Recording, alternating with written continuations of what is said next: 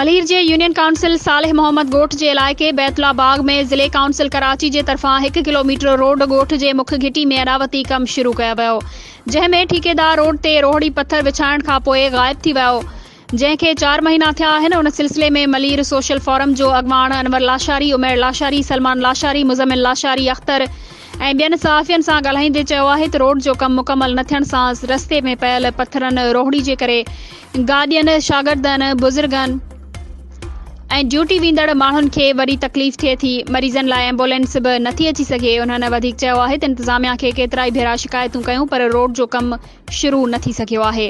उन्हनि वज़ीर बल्दियात मलीर जे चूंडियल नुमाइंदनि खां मुतालबो कयो आहे त फौरी तौर ते रोड जो कमु मुकमल करायो वञे।